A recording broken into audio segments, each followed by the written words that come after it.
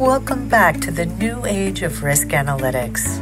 This episode will be the first in our two-part series on the topic of model risk management.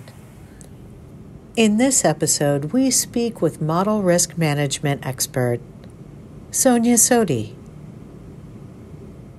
Hello and welcome again to the New Age of Risk Analytics podcast. This is Delisa White and I'm talking with Sonia Sodhi. We're talking today about model risk management. Sonia just gave an excellent presentation at the SAS Global Forum. We'd like to share some of the insights from that presentation.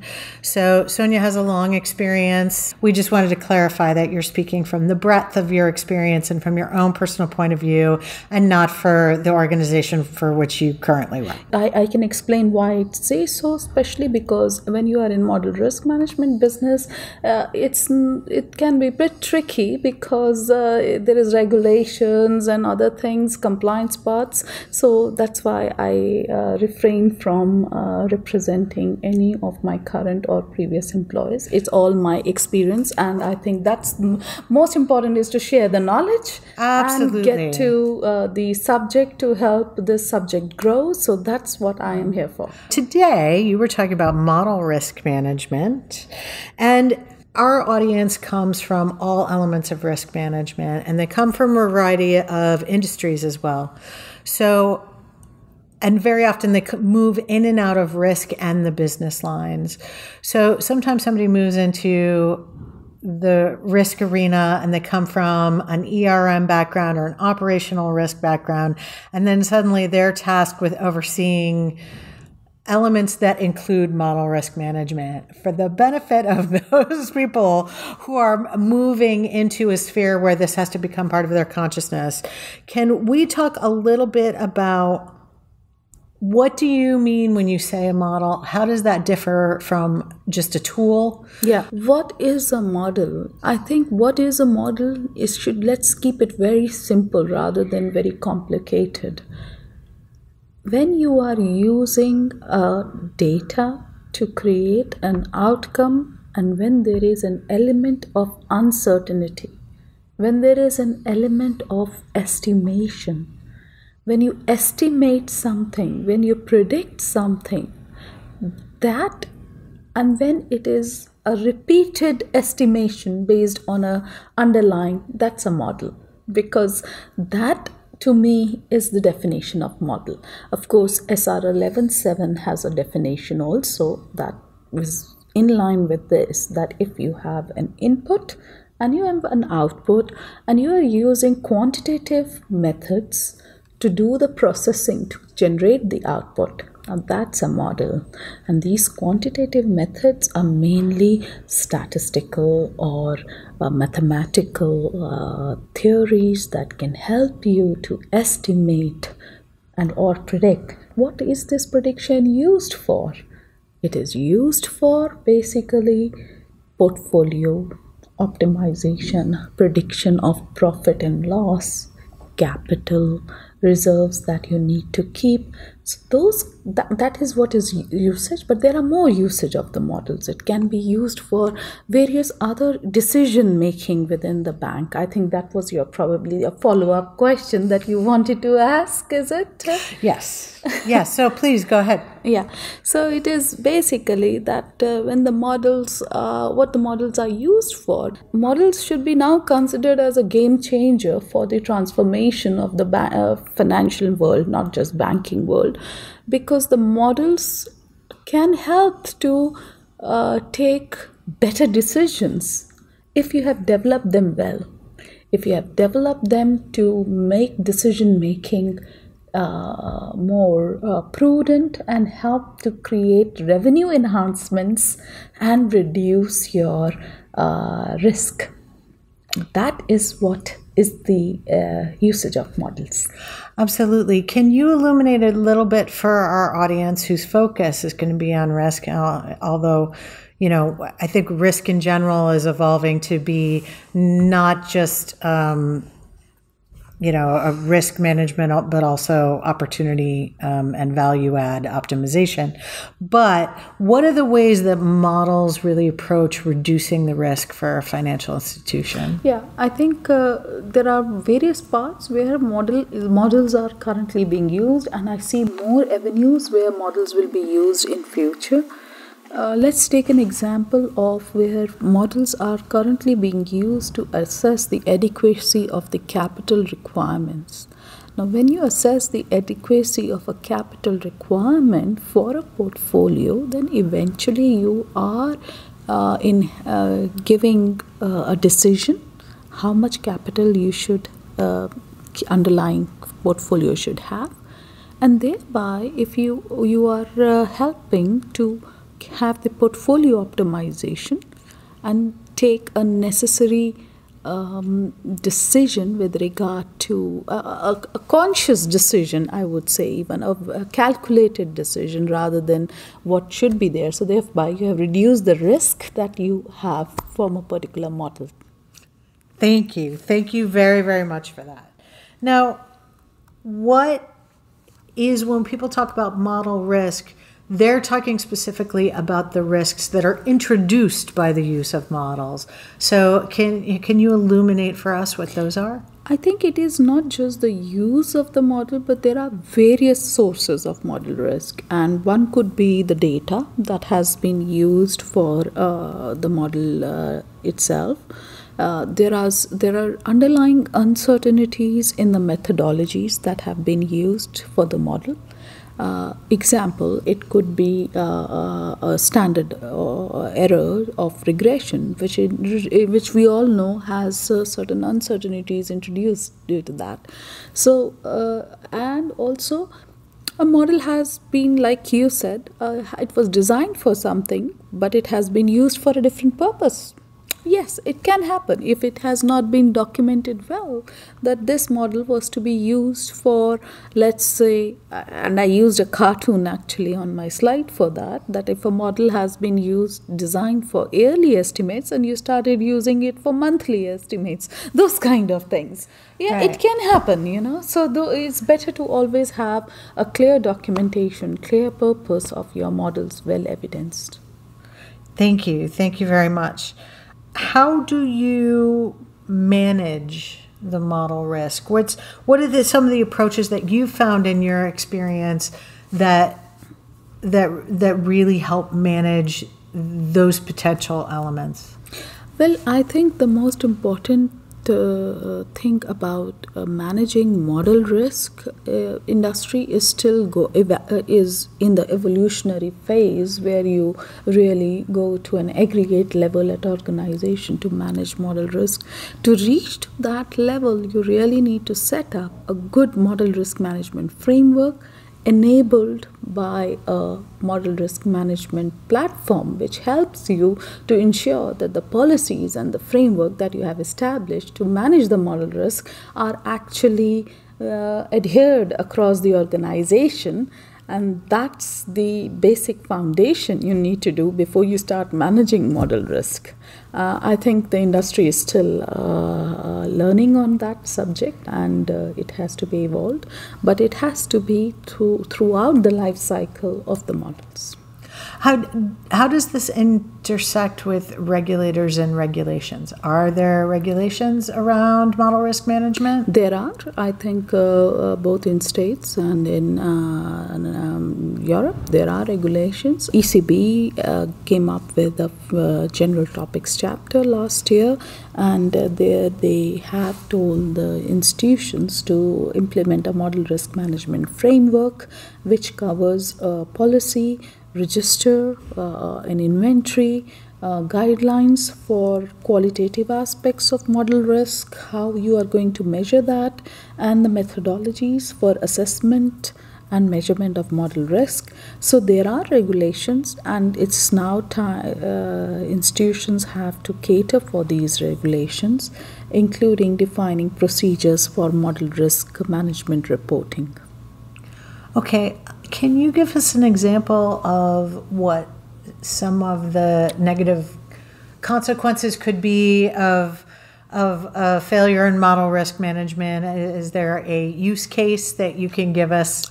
Oh, there is example actually, yeah, indeed. Of course, if you fail to manage model risk, you can easily come up with a model which was used while it was designed for something else, or in a very different convocation. I can say that what could happen is that you have incorrect outcome of the capital requirement, and you thereby take a wrong decision which can put your financial institution at a great risk. Now, this kind of scenario where you have taken a wrong decision, while the whole purpose of the models was to help you to take the right decision. Yeah. That's why you need risk management. Absolutely. Can you give us an example of where this has gone wrong?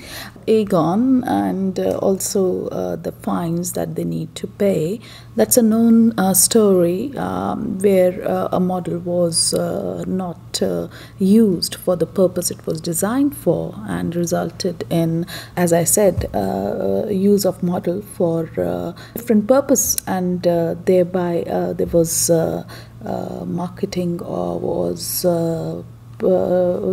how do I say this, that it's not about finger pointing that it went wrong, but that resulted in misrepresentation towards the clients, and thereby they had to pay fines to the regulator.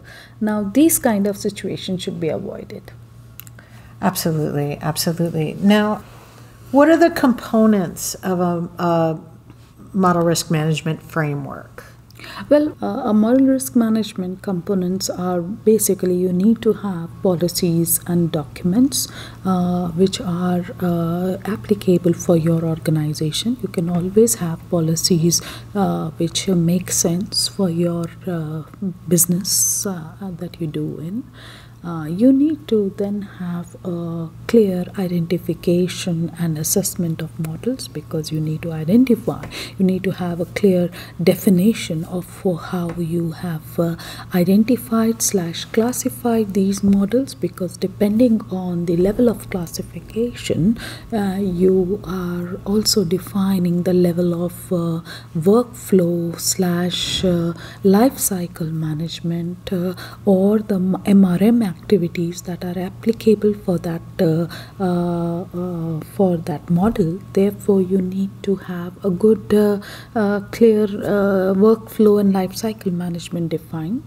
And then we, as I mentioned, that you need to have a model inventory, which is also called by the regulator as model register, which captures model attributes, model information, besides other things linked to a model, which include the findings, the action plans, and any model document that is relevant per workflow stage.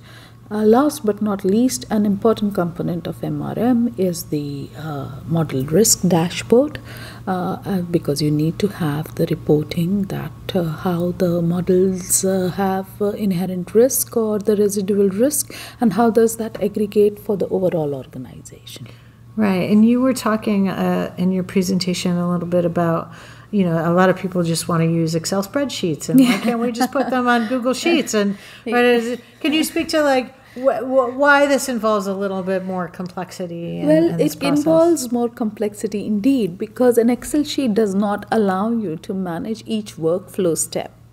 It does not allow you that if suppose a model has been created, then all the documentation of that model is also saved in that Excel, including the data snapshots. Because if your data snapshots have not been saved at a good place, which is easily traceable and linked to the model version that you have used, you are never able to prove the model outcome in case the auditor comes to you and wants you to say, how did you come up with that capital requirement when you can't even replicate your model outcome. Now Excel doesn't allow you to do that, and of course I think you need to maintain model stakeholders, you need to maintain model usages, you need to maintain model documents, you need to maintain model data, you need to maintain findings and actions that are linked to that model. Now think about a 360-degree or 3-dimensional, 4-dimensional, 5-dimensional things linked to a model. How are you able to ensure that there is performance when you have thousands of models in an organization? Come on, let's be pragmatic here. It's just impossible to have that performance from Excel or Access or any of those kind of tools. Right. We need more power here, and with the while we are talking models to be developed by AI and machine learning, and we use an Excel to maintain information about the models. What are we talking about here? Exactly. So you use more powerful software to intersect, and a lot of people come at this from different software backgrounds. Some are using different software for these purposes. You spoke a little bit in your presentation about the integration of all of these tools. Yeah, so that was an answer to a question, because what usually happens is that these models are not always developed in SAS. Some of the latest other languages like R and Python are also being used for model development. Now the question was, can we also integrate other environments which are used for creating models to provide the model specific information to SAS MRM? And my answer was yes, of course. SAS MRM can also be linked to SAS Enterprise Guide if the models have been developed in SAS, so that the model developer doesn't need to enter all the information about the model again to SAS Model Risk Management. All the attributes that SAS MRM needs from the enterprise guide, there's some basic model information or additional information can be provided. That linkage can be established. At the same time, if there is any other tool or any other interface that is being used for R or Python models, it is possible to link them to SAS MRM. You can have a simple XML interface to provide the information that SAS MRM needs, so as to ensure that there is no rework at a model developer / anybody to enter the same information. Another question that you got that I thought was really interesting is if you could explain the difference between internal validation departments, that was a good one too, and MRM. Yeah, because I think this is, as I said, this is also a constant discussion currently, because people think, oh, model validation or internal review is already checking the model for its fit for purpose or whether it's a good model or not. Then what is model risk management gonna do? And the answer that I gave was, the validation only looks at the information that is provided by model development. They don't look at the entire workflow that is linked to a model. As a model risk management needs to look at the entire process or linked to a model, starting from the conception of a model to the development, validation, implementation, until the time the model is retired. Now, validation is one step within the whole model life cycle. So MRM has I would say a overarching role to the entire model life cycle as compared to model validation. Okay. Is there anything else that you think that our audience should know? Like I said, they're They're not all modelers. They come from all aspects of risk.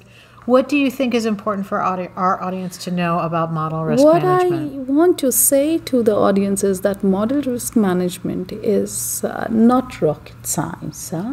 It's basic things that you need to cater for when you are developing anything. Now it's just that guys, they find developing a model more flashy and in thing or something, and they forget that doing these basic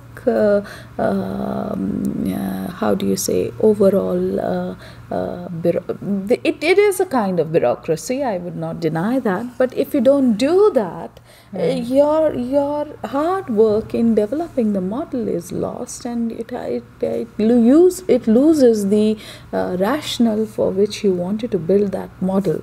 So what I would want to say to the audience is that the modelers come from highly educated, most of them are PhDs or and then how could, and I'm also learning this, how could this basic workflow around the models has not been established in the industry? It's very I don't know how did that happen, but it is time that we should gather ourselves to ensure that models are managed properly, models are recorded well, the life cycle is maintained well, we get more organized how we manage our models to help ourselves and to help our organizations. Sometimes I wonder, I think that the analogy that I would use is sometimes when people are focused on the calculus, they forget about the arithmetic. Yeah, exactly. That's the thing, they're so much focused into the calculus and they just forget about the arithmetic. And it is so basic things, even in your house, let me put it this way, you would want to keep your things structured so that you can find them when you need them. This is not very difficult. If you keep things disorganized, you will never be able to find them. We all know that. And if you use a fork as a hairbrush, then you're bound to come onto some trouble. Certain drugs are used for off-label purposes. If you use aspirin as a Band-Aid, it's not going to work. If you use a model for the wrong math. I like your analogy that if you use aspirin, for outdated aspirin, then it's causing you more harm than your the usage that it was built for. Now, who is responsible for that? Is the person who developed aspirin, or is the user who did not check whether the aspirin was outdated? Now, how do you know that the aspirin was outdated? Is because it had that information captured somewhere. So you need to provide that information to help your users to use your model correctly. Yeah. And that information gets lost during change of hands within various departments within the organization. So it is if you are passionate about your models, then please be passionate to also keep the information on the usage of your models so that it also passes through and then it is used for the purpose that it was developed for. I love the analogy. That is great. Thank you. That is really great advice. And I will leave you with that. Thank you so much for your time. I really appreciate you talking with us today. And same here. I really appreciate you having me. Thank you. Thank you. And thank you for joining us on the new age of risk analytics. Please subscribe on your favorite podcast platform to be notified of future episodes and visit sas.com/risk for information on these and other risk topics.